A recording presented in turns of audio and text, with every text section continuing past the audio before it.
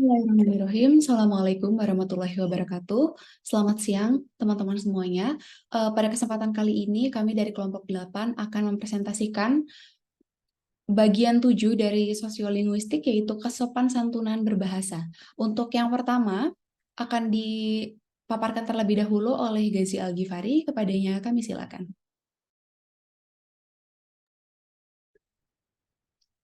Baiklah, Bismillahirrahmanirrahim.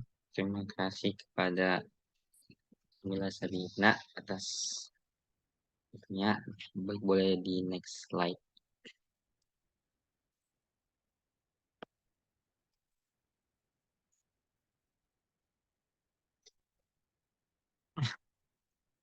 Yang pertama ada hakikat kesopan santunan.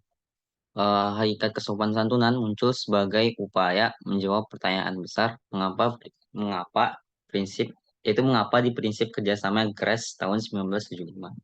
Nah, hakikat kesopan santunan sendiri menurut Jenny Thomas dalam Levinson 1983, hakikat istilah kesopan santunan sering dicampur adukan dengan istilah penghormatan. Yang dimana penghormatan sendiri itu mengacu pada penghargaan yang diberikan kepada seorang yang memiliki status sosial yang lebih tinggi, usia yang lebih tua, dan sebagainya. Sedangkan kesopan santunan dipahami sebagai fenomena pragmatik yang ditafsirkan sebagai strategi yang digunakan oleh para penutur untuk mencapai bermacam tujuan untuk mempertahankan hubungan yang harmonis. Menurut Fraser tahun 1974 mengemukakan bahwa ada 3 pandangan mengenai teori kesopan santunan dalam berbahasa. Yang pertama yaitu pandangan prinsip maksim, yang kedua pandangan pada nosi muka, dan yang ketiga adalah pandangan kontrak percakapan. Boleh di next slide.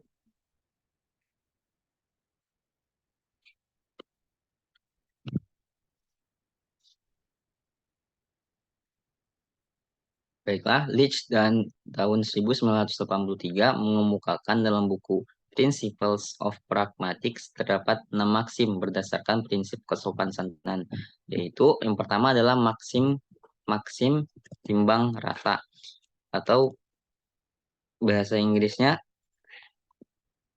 detached maxim. Maksim timbang raksa disebut juga maksim kearifan. Ketentuannya adalah yang pertama adalah para penutur harus meminimalkan ungkapan kepercayaan kepada orang lain.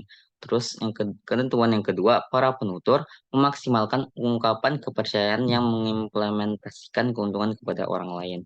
Yang kedua, maksim yang kedua adalah maksim kedermawanan atau the generosity maxim. Aturan maksim kedermawanan yang pertama adalah para penutur harus meminimalkan keuntungan pada diri sendiri. Yang kedua, memaksimalkan keuntungan pada orang lain. Terus yang ketiga ada maksim pujian atau the approbation maxim. Aturan maksim ini adalah para penutur harus dapat meminimalkan kecaman terhadap orang lain. Terus yang kedua, para penutur harus memaksimalkan pujian kepada orang lain. Maksim yang keempat ada maksim kerendahan hati, the modesty maxim. Atau maksim ini para penutur harus meminimalkan pujian terhadap diri sendiri, dan yang kedua memaksimalkan kecaman terhadap diri sendiri. Maksim yang kelima ada maksim kesepakatan atau the agreement maxim. Aturan maksim kesepakatan yang pertama adalah meminimalkan ketidaksepakatan antara diri sendiri dan orang lain. Yang kedua, meminimalkan kesepakatan antara diri sendiri dan orang lain. Terus yang terakhir ada maksim simpati atau the sympathy maxim. Aturan maksim ini adalah yang pertama meminimalkan antipati antara diri sendiri dan orang lain. Yang kedua, memaksimalkan simpati antara diri sendiri dan orang lain. Terus boleh di next slide. Yang kedua terus ada berkaitan dengan pandangan nosi muka terhadap istilah kesopan santunan. Menurut Brown and Levinson tahun 1987 mengemukakan bahwa face atau wajah sebagai gambaran diri public self-image yang setiap anggotanya ingin menghadirkan bentuk dirinya masing-masing. Dan juga menurut Brown and Levinson tahun 1987, muka atau face terbagi menjadi dua, yaitu muka positif dan muka negatif. Nah, Tindakan lokusi menurut Brown and Levinson dapat mengancam muka orang lain dan hal itu disebut sebagai tindak mengancam muka, threatening acts atau disingkat dengan FTA. Akibat adanya muka positif dan muka negatif yang terancam atau FTA, maka kesopanan santunan terbagi pula menjadi dua, yaitu kesopanan santunan positif dan kesopanan santunan negatif. Mungkin cukup sekian dari saya kembalikan kepada Sabin. Baik, terima kasih kepada Gazi. Untuk yang selanjutnya akan dijelaskan oleh Alika. Kepada Alika, saya persilakan. Baik, terima kasih. Saya lanjutkan strategi melakukan FTA atau Face Threatening Act. Dari sini tuh ada Brown dan Levinson mengemukakan bahwa keputusan pertama yang dibuat oleh penutur ialah apabila ia tuh akan melakukan FTA ini atau tidak. Apabila melakukan FTA ini ada 4 kemungkinan yang dapat dipilih. Yang pertama, melakukan FTA apa adanya. Strategi ini tuh dipilih dengan pertimbangan yang pertama dari penutur dan penutur sama-sama mengetahui akan pentingnya suatu perilaku. Yang kedua, ada bahaya keterancaman muka sangat kecil. Nah, yang ketiga itu ada penutur jauh lebih memiliki power dibanding para penutur lainnya. Terus yang kedua ada melakukan FTA dengan menggunakan kesopanan positif. Nah, apabila seseorang menggunakan strategi ini tuh dalam keadaan si penutur telah mengancam muka, namun ia berusaha mengurangi ancaman tersebut dengan memberikan perhatian kepada muka positif penutur, yaitu cara dirinya. Prinsip kesopan santunan yang dikemukakan oleh Leach, yaitu temukan persetujuan atau kesepakatan, hindari ketidakjujuran, optimistik, dan beri simpati. Lalu yang ketiga ada strategi melakukan FTA dengan menggunakan kesopanan negatif. Nah, ini tuh terjadi apabila penutur mengancam muka, jadi mengancam penutur atau tidak atau melakukan FTA, namun ia tetap menunjukkan kepada muka negatif penutur, yaitu kebebasan bertindak atau bebas dari paksaan. Lalu yang keempat ada melakukan FTA dengan pelunakan. Nah, strategi pelunakan ini digunakan jika penutur ingin menghindari tanggung jawab karena telah melakukan tindak ujar yang mengancam muka. Dari strategi pelunakan ini, penutur melakukan tindakan yang ambigu, sehingga menimbulkan bermacam-macam interpretasi penutur yang mungkin berbeda dengan maksud penuturnya.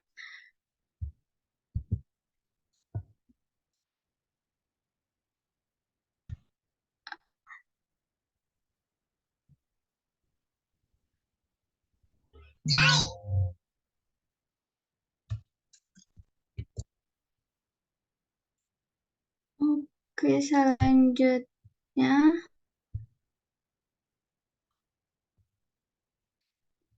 ada kritik terhadap teori kesopan santunan Brown and Levinson.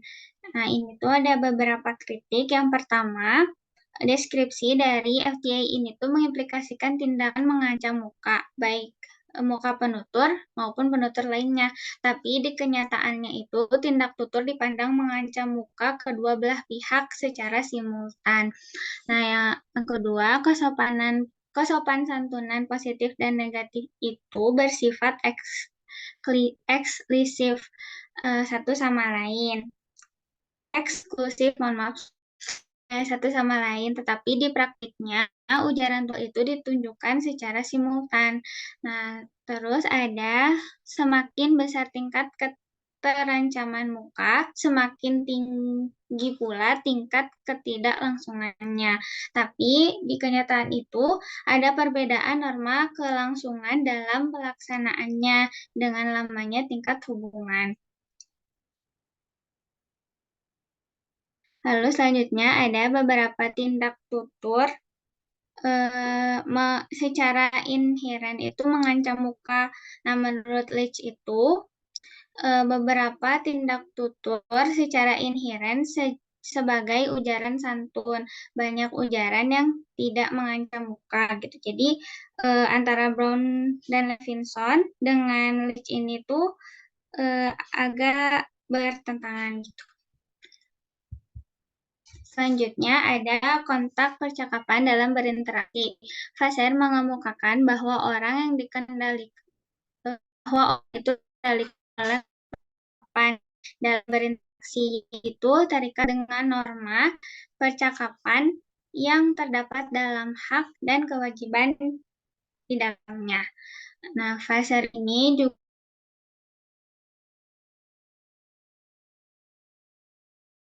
menggunakan ancaman sosiolinguistik pada berbeda dengan Leach atau Brown dan Levinson mendasarkan pada peristiwa atau situasi yang tertentu. Selanjutnya ada kesopanan linguistik dalam budaya yang berbeda. Nah, belajar bahasa lain itu melibatkan lebih dari sekadar mempelajari makna literal kata, tetapi juga menyusun kata-katanya, gimana mengetahui makna yang ada di dalam konteks budayanya. Bahasa yang tidak tertulis juga memiliki aturan dalam menerima atau menolak secara sopan yang berbeda di setiap budayanya gitu. Perbedaan itu mencerminkan tingkah laku sosial yang berbeda dan masyarakat yang berbeda pula. Tuh, ini ada contoh dari pengalaman Rebecca yang baru di New Zealand dari Nottingham. Di sini tuh ada ujaran bling a plate. Nah, ujaran ini tuh memang kayak suatu jebakan bagi orang yang baru datang ke New Zealand. Ujaran ini tuh biasanya dikutip, ujaran yang biasanya dikutip di New Zealand itu ladies a plate atau gentlemen a plate, yang berarti wanita membawa makanan dan laki-laki membawa minuman. Lalu bagaimana aturan sosiolinguistik untuk menerima ajakan makanan atau bagaimana aturan untuk memulai makanan? Mulai untuk makan gitu. Di Maori itu sebelum makan didahului dengan berdoa sama seperti di Indonesia. Sedangkan bagaimana gitu kalau kita sudah merasa kenyang.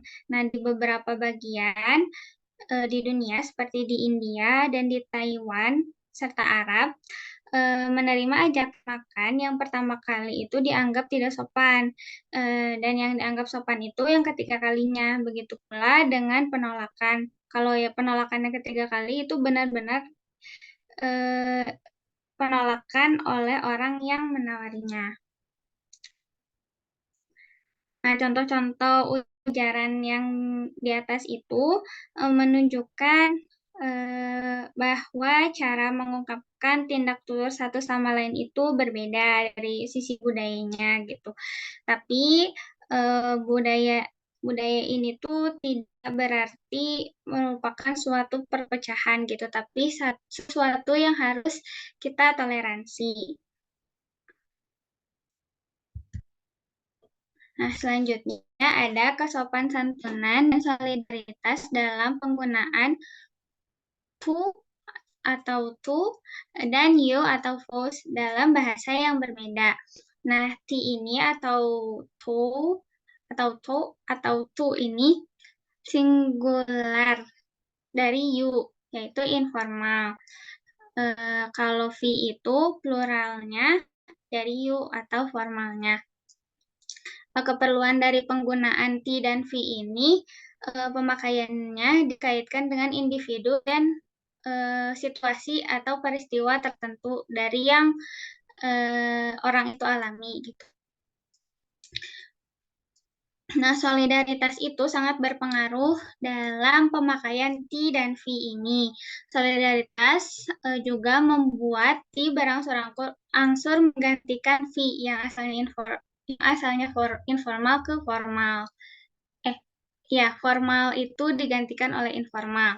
Studi dari Brown dan Gilman mengenai bagaimana generasi muda kelompok kelas atas di Prancis, Jerman, dan Italia mempraktikkan penggunaan dari T dan V ini dan mengindikasikan pentingnya solidaritas di atas kekuasaan. Hasil observasinya itu sebagai berikut. Nah, yang pertama, bahasa Jerman T ini lebih banyak dipakai dalam keluarga dibanding dengan Perancis. Nah, kalau bahasa Perancis T itu tidak secara otomatis dipakai dalam hubungan jarak jauh. Hubungan yang jauh maksudnya bukan hubungan yang keluarga. Lalu pronoun dari bahasa Jerman itu digunakan untuk mengekspresikan dari persahabatan. Misalkan persahabatan itu teman mahasiswa, teman kerja, teman sesama negara di luar negeri, atau teman seprajurit. Terus ada kode solidaritas bahasa Jerman itu dianggap sebagai solidaritas hubungan keluarga. Lalu bahasa Perancis tidak ditemukan dalam hubungan keluarga, tetapi berkembang di golongan yang senasib aja. Jadi bukan golongan dalam, tapi di luar keluarga, yaitu yang golongan yang senasib. Lalu ada bahasa Italia, tu atau tos,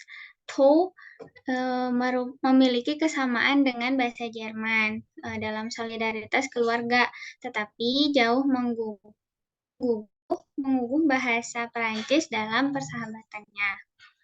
Sekian dari saya kembalikan kepada Sabrina. Baik, terima kasih banyak Alika. Untuk yang selanjutnya yaitu ada pengadresan yang akan dijelaskan oleh saya sendiri. Pengadresan ini merujuk pada seseorang untuk memanggil atau merujuk orang lain di dalam sebuah komunikasi. Pengadresan melibatkan penggunaan kata atau ungkapan yang digunakan untuk mengidentifikasi atau merujuk pada orang dalam percakapan. Hal ini dapat mencakup dalam penggunaan nama, nama panggilan, gelar, atau bentuk pengadresan lainnya yang mencerminkan hubungan sosial atau hierarki antara pembicara. Nah, pengadresan ini juga dapat bervariasi tergantung pada bahasa dan konteks budayanya seperti apa. Seperti misalnya di Indonesia, kita masih banyak orang-orang yang menggunakan marga nama, misalnya untuk orang-orang keturunan Chinese atau keturunan India atau misalnya keturunan Arab. Nah, misalnya ketika kita memanggil seseorang itu, misalnya ketika ada orang dengan memiliki marga Jaidi misalnya, orang itu berarti punya address atau punya ciri atau tanda bahwa dia adalah garis keturunan keluarga Jaidi. Seperti itu. Nah, dalam pengadresan ini juga mempertimbangkan faktor-faktor seperti kebijaksanaan, hubungan sosial, kesopanan, dan konteks komunikasi. Seperti misalnya ketika kita memanggil seorang rektor di dalam sebuah sambutan, kita akan menyebutnya yang terhormat. Tapi ketika di luar hal tersebut, kita akan memanggil ibu atau bapak atau prof kepada rektor tersebut. Tidak memanggil dengan sebutan yang terhormat. Seperti itu. Kemudian, pengadresan ini juga mencerminkan dinamika hubungan sosial dan hierarki dalam interaksi antar manusia. Penggunaan pengadresan yang tepat dapat mempengaruhi pemahaman, kesan, dan efektivitas komunikasi antar pembicara. Jadi pengadresan ini punya pengaruh yang cukup penting atau penting di dalam sebuah komunikasi. Boleh di next slide. Untuk yang selanjutnya, pengadresan itu adalah berbeda tetapi sama dengan marga nama. Jadi misalnya di sini kita bisa lihat ada Dr. Aiman Alatas. Dokter ini sebagai titel atau judul atau panggilan. Kemudian ada Aiman. Aiman ini adalah nama dari dokter tersebut atau first name-nya, nama depannya. Dan Alatas ini sebagai last name atau nama belakang atau marga dari Dr. Aiman sendiri. Berarti Dr. Aiman adalah seorang dokter dari garis keturunan alatas. Nah, di sini pengadresan lebih mengenakan pada cara kita merujuk atau memanggil seseorang dalam situasi komunikasi, sedangkan marga nama lebih terkait dengan identitas keluarga atau keturunan. Jadi last name itu tidak harus marga, tapi last name itu adalah tapi marga itu adalah last name. Misalnya di sini titel yang diberi tanda T, misalnya profesor, dokter, sir atau madam. Ketika kita misalnya memanggil bapak, kita bisa memanggil sir gitu. Kemudian ada nama depan atau first name. Biasanya di sini misalnya contoh lagi, misalnya ada Benazio Rizky Putra, itu nama aslinya. First name-nya, FN-nya itu adalah Benazio. Tapi karena dia terkenal di luaran dengan panggilan Bena Kribo, karena identitas memiliki rambut yang kribo, berarti last name-nya dia di publik itu menjadi Kribo. Jadi Bena adalah first name-nya, Kribo adalah last name-nya. Padahal itu bukan nama asli. Karena last name itu tidak harus berkaitan dengan keasliannya. Misalnya ketika kita memiliki seekor kucing peliharaan atau misalnya memiliki ibu kepada seorang anak mengatakan selamat tidur, bisa mengatakan good night sweetie. Tidak harus anak tersebut atau hewan tersebut bernama sweetie. Itu sebagai nama panggilan. Saya selamat tidur sayang, seperti itu sayang itu bukan nama asli. Kemudian selanjutnya ada sistem kesopan santunan berbahasa di salindia berikutnya. Dalam budaya yang lebih egaliter, di mana perbedaan tingkatan sosial atau hierarki tidak diungkapkan secara eksplisit dalam bahasa sehari-hari, maka tingkatan kesopanannya pun tidak akan terlalu bervariasi. Jadi berbeda dengan di Indonesia, misalnya kita sering mendengar kayak itu tidak dibicarakan kepada orang yang lebih tua, itu tidak dibicarakan kepada orang yang lebih muda, misalnya seperti itu. Nah, beberapa bahasa memiliki sistem kesopan santunan yang kompleks. Tingkat kesopanan ini mencerminkan norma dan kebiasaan budaya dalam penggunaan bahasa yang sopan, berbagai situasi dan hubungan sosial, kembali kepada politeness principle yang sempat dibahas dalam buku juga. Jadi misalnya dalam bahasa Indonesia atau misalnya dalam bahasa Sunda misalnya, ketika kita mengatakan ulah dengan intonasi yang tinggi, itu kita tidak boleh mengatakan kata-kata tersebut kepada orang tua. Di sini ada contohnya, misalnya di dalam bahasa Arab, untuk penghormatannya yang terhormat, misalnya kita bisa memanggil sayyid atau sayyidah. Kemudian untuk mempersilakan, untuk kesopanannya bisa mengatakan falyatafaddol, atau ketika kita berbicara dengan kondisi yang sangat tidak formal dan tidak memerlukan kesopanan atau penghormatan, kita bisa mengatakan kaif. Kemudian untuk di bahasa Inggris misalnya Your Majesty untuk penghormatan, please have a seat untuk kesopanan, dipersilahkan untuk duduk seperti itu. Kemudian ada can you, itu tidak bisa digunakan untuk penghormatan dan kesopanan. Tapi please bisa digunakan untuk kesopanan. Kemudian di bahasa Indonesia, misalnya ketika kita mengatakan yang tadi yang terhormat, atau misalnya ketika kita mempersilahkan, silakan Pak Bu, atau misalnya untuk keakraban, kita bisa mengatakan bisa nggak? Seperti itu. Untuk yang selanjutnya, yang terakhir, ada prinsip kesopan santunan dalam berbahasa. Leach mengekspresikan mengekspresikan kesopanan santun dalam berbahasa menjadi dua. Yang pertama, meminimalkan perasaan tidak sopan, dan yang kedua, merendahkan lawan bicara.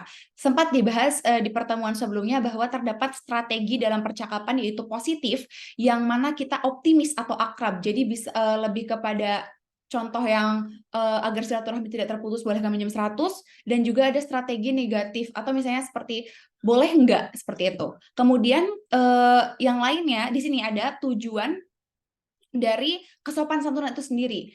Tujuannya adalah sebagai pengendalian suasana antara penutur dan mitra tutur dengan adanya kesopan santunan, seperti dengan adanya intonasi, raut wajah, dan pilihan bahasa. Seperti misalnya ketika kita sudah akrab, tapi kita menggunakan strategi negatif, mungkin terkesan agak aneh, seperti ada sesuatu yang disembunyikan. Tapi ketika kita menggunakan strategi positif kepada orang yang belum kita kenal, mungkin akan dianggap tidak sopan. Mungkin sekian penjelasan dari pembahasan kita pada siang hari ini tentang kesopan santunan berbahasa dari kelompok 8. Kami mohon maaf apabila terdapat kesalahan dan kekurangan. Kurang lebihnya mohon maaf. Wassalamualaikum warahmatullahi wabarakatuh.